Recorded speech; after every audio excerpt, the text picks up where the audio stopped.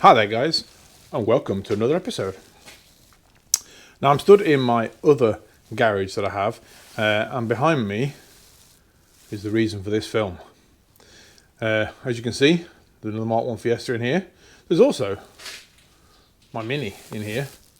Now for those of you that don't know that I have a Mini, well, there it is. There is a couple of videos I think already on my channel, so if you've not already had a look at them, go and have a look at them. Quite a unique little Mini. It's got a flip front on it, pretty standard but pretty cool car. I need to get it finished at some point, and I don't know when I'm going to do that, but I'll get it finished at some point. But she's in here anyway, and she doesn't have a name, so if anybody's got a good name for her, I'd appreciate that. But the reason we're here today, like I say, is this little Fiesta here. Now this Fiesta is called Millie. So as the title of the video suggests, she is a million, a Fiesta Million, which is hence the name Millie the Million. Now, a lot of you probably have never heard of a million Fiesta. What is a million Fiesta? Well, back in the late 70s, Ford had released the Ford Fiesta, this new modern hatchback car.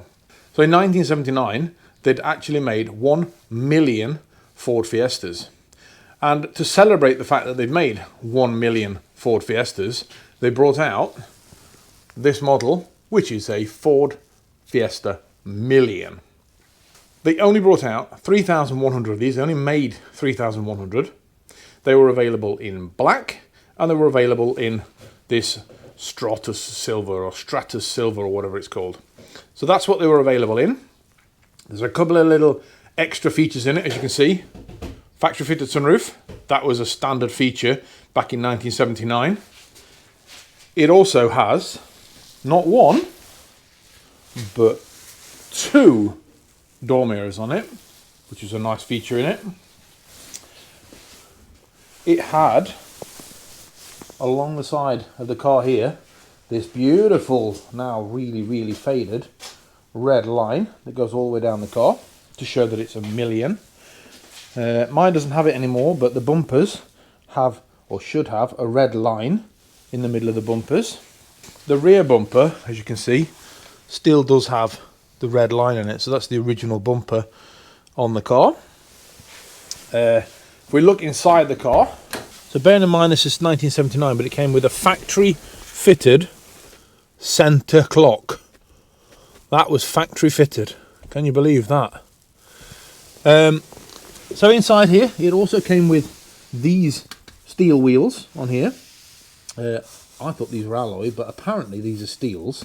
So it came with these wheels that obviously need a clean because they are a bit disgusting. But they came with that. They also had this interior, which does remind you of the Capri S. But this was the interior for the Million Fiestas. And as you see here, they came with headrests. How about that? Headrests in 1979. All the safety features were here.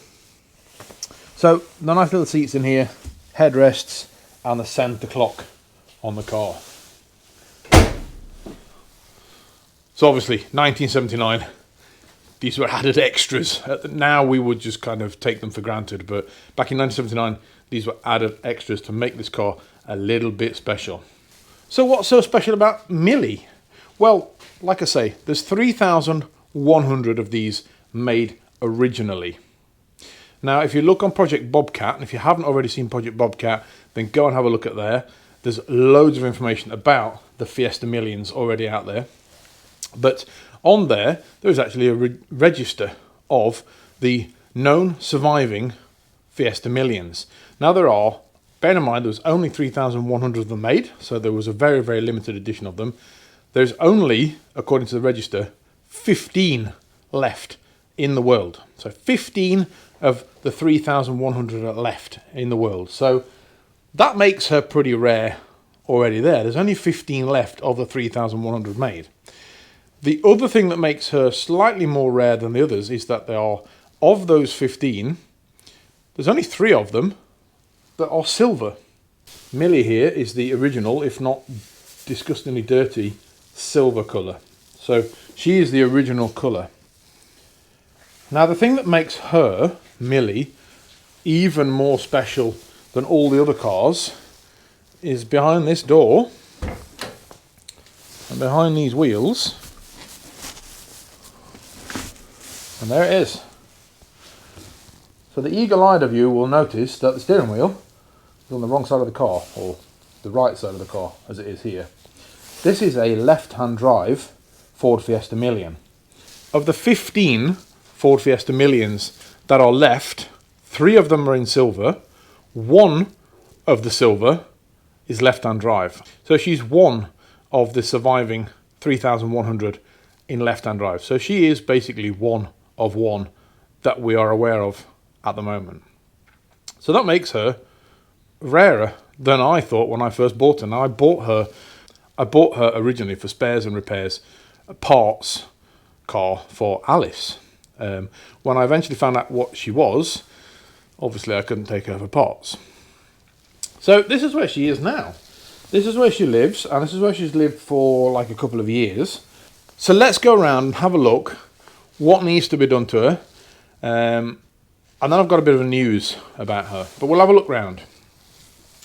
So we'll look at the bodywork. Well, obviously she needs a wash. She has been stood for many years. There is some surface rust that you can already see here. That's not too bad. It just looks like surface rust. The roof is a lot better than it was on Alice. I think she's been kept inside for most of the time, not like Alice was where the snow had been pushing the roof down and stretched it. Similarly though, she does have a dint just there. Now Alice had a similar dint just there, and she's got one as well, Millie, so that dint needs to be pulled out.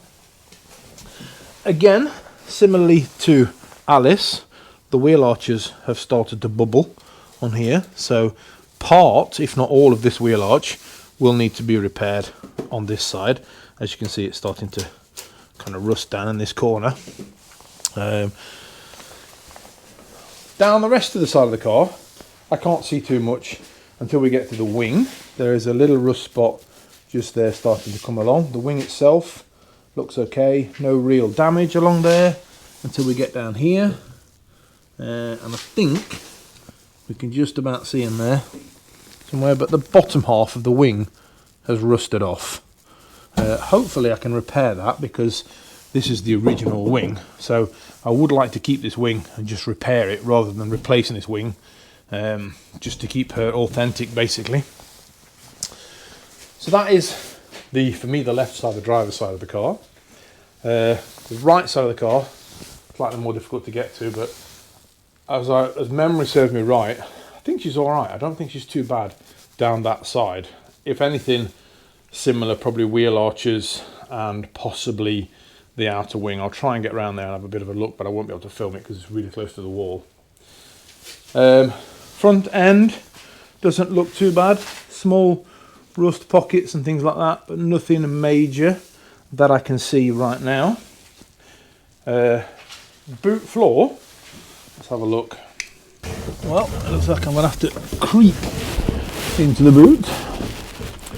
I can't get the boot open because there's a stack of tyres over there, so I can't actually get the boot open. But looking inside the boot floor, we can see quite a big hole there in the boot floor. So that is obviously going to be repaired. I can see another one just slightly behind the water bottle there. So one of the other features that a Ford Fiesta Million came with, and that was a rear wiper motor. Fantastic. The rest of the boot floor doesn't actually look too bad on this side. We've got what looks like to be the original jack. We've also got the original clamp for the spare tyre, and what looks like the original wrench for taking the wheel nuts off. So the boot looks to be in fairly good condition, to be honest. Rest of the interior, seats look really good. The rear seats and even the front seats. Now I'm glad to see that these seats aren't ripped or torn or anything like that, because getting hold of this material is going to be an absolute nightmare. So it looks like the front and the inside of here is fine, and I'm quite happy by that. Right, let's move on into the engine bay, because I know everybody wants to look inside there. Right, so let's open the bonnet then. Now the bonnet, the first thing I noticed, the bonnet looks actually in absolutely brilliant condition. Normally they rot around the hinges and the front panel, things like that, but this one looks really, really good. So the bonnet looks really, really good condition. The engine, standard 1.1 litre, obviously been stood for many, many years, but it needs a good clean. You do notice that there's a new coil over there. I have tried to start this car and I think I got it started at some point. Obviously it needs a proper going over to get it done, get it sorted, and I'll get back to that in a few minutes. Moving on to the bodywork, and we can see on the right hand side of this car that the inner wing is almost non-existent over there. So that definitely needs a new inner wing, behind the battery tray, behind the lights, down there and there. Now I do have an inner wing in stock, so I can change that inner wing. I'm not sure how bad the wing is from here because I can't see it properly, but definitely the inner wing needs changing, and there at the back of the battery tray. Now I don't know if you can buy that wing or the battery tray part, the inner wing, whatever you want to call it, where the battery sits. If you can't, then I'll have to make something that fits there, and if I can, somebody let me know please if I can get them, and if where, or if you've got one for sale, let me know. That would be much appreciated. Front panel doesn't look to be too bad. I can't see any major damage on that as we move along here. Inner wing on this side. Now at the back of the headlight down there, I can actually see a bit of a hole. So part of this inner wing, the front part of this inner wing, looks to be bad. In fact, you can see it, look, that it moves. So part of it up here has gone. Part of the top part here has started to rot away where it joins. Again, I've got another inner wing, but this one doesn't look to be too bad in any other way apart from that front section there. So I might get away with just replacing the front section. If not, I'll replace the whole thing. But yeah, engine bay, not too bad. Quite happy with how that looks. So yeah, I've not really had a chance to get this car up in the air, so I don't know what it's like under the sills. So what is the plan now then with Millie? Well, for those of you that don't live in Sweden, there is a show every year called the Custom Motor Show, which is held in a place called Elmia, which is just outside of Jönköping. It's about the same height as Stockholm. Similar sort of thing to the NEC in Birmingham. I won't say it's the same as SEMA, but similar sort of thing. It's a major car show within Sweden. So every year they have a car show, and somewhere around about 85,000 people visit the show every year. Last year they actually broke the record and put 97,000 people visited Elmia last year. So it is a pretty big thing and it's a pretty big show. Now, I've been planning to go to Elmia for a few years and haven't really ever got round to it. Last year I got close and just couldn't make it in the end. This year I decided that I'm definitely going to go there, and my plan was to start with to go with Alice, get her on a car stand and get her there, but I've not really been able to get through to that. But then I happened to see something else that is part of the Custom Motor Show, is the Restoration Show. Now the Restoration Show is held together by a company called Verktygsboden, which is like tool shed if I directly translate it. They sell loads of tools and equipment for cars, garages, DIY companies, things like that. Air tools, hand tools, bodywork tools, mechanical tools, you name it, pretty much they sell it. And they choose cars every year to come out. You can apply to be a part of their show, and they choose some cars to come down and work on their cars under the 4 days of the car show. So I sent an application saying that I wanted to come down with Millie, and they've chosen me. So I am going down to Custom Motor Show with Millie, and Project Millie is going to start Easter 2025. Now I would like to get the engine started on Millie so that I can at least drive her out of the garage and drive her into the show. Obviously she's not MOT'd, she's not taxed or anything like that. There's too much rust on there to get her MOT'd, but I would like to drive her onto a trailer basically, because I'm going to need to trailer down Millie all the way there and all the way back again. Now the plan with Millie while I'm there under these 4 days is to start the project, like I say. And the big thing I need to do is get the bodywork sorted.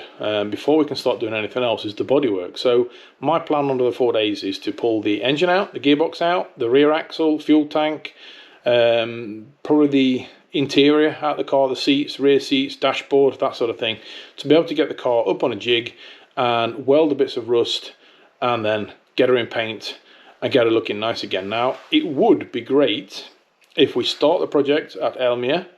We go down there, we pull the car apart, obviously bring her back up here, get the bodywork done, repair anything that needs repairing, restore everything else on the car, and put it all back together again. And it would be lovely to put the car back together in a future coming year at Elmia. That would be great. Start the project at Elmia and then finish it at Elmia, where we put the car back together, turn the key at the show and drive it out of the show, obviously onto a trailer. But yeah, drive her down to Elmia, and then be able to start the car, put it back together again. So that would be a dream, and hopefully that's what I'm really going to want to do. So there will be a video coming in the next few weeks where I get the engine running on this. I'm going to put a little bit of fuel in here. We're going to probably sort the carb out, get the ignition system working again, and hopefully start this car. Make sure you press the like and subscribe button on this video, but also make sure you go in and follow me on Instagram, Facebook, so you can see me all on my social media. I will see you in the next video. Thanks a lot for watching, and bye-bye.